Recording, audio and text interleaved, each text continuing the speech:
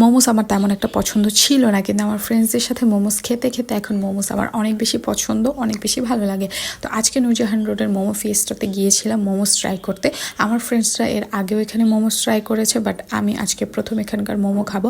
ওনাদের এখানে বসার প্লেসটা ভালোই বড় ছিল। সন্ধ্যায় আসলে অনেক বেশি ভিড় থাকে, তখন বসার প্লেস পাবেন কিনা শিওর না, বাট আমরা যেহেতু বিকাল দিকে গিয়েছিলাম সন্ধ্যার একটু আগ মুহূর্তে, তাই আমরা সুন্দর রিল্যাক্সে প্লেসও পেয়েছি, বসেছি। আর সবচেয়ে মেন ইম্পর্টেন্ট কথা, অর্ডার দেওয়ার সাথে সাথে বেশি একটা সময় নেয়নি। আমাদের অর্ডার দেওয়ার 10 মিনিটের মাঝেই আমাদের খাবার রেডি হয়ে গিয়েছিল। আর এই হচ্ছে ওনাদের মেনুটা। এখানে অনেক পদে ডিফারেন্ট টাইপ অফ মোমোস পাওয়া যায়, আপনারা সবগুলো চাইলে টেস্ট করতে পারেন। আমি শুধু রেগুলার মোমো যেটা সেটাই ট্রাই করছিলাম। আর ওনাদের মোমোর সাইজটা একটু বড়, আর ওনাদের সসের মাঝে হচ্ছে বেশি মজা লাগছিল চিলি অনিয়নটা, এটা অনেক অনেক বেশি মজা। আর ওনাদের মায়োনেজটাও অনেক বেশি মজা ছিল, বাট যে একটা ধনিয়া পাতার সস ছিল সেটা আমার কাছে তেমন একটা ভালো লাগে নাই। সবার টেস্ট আর এক না।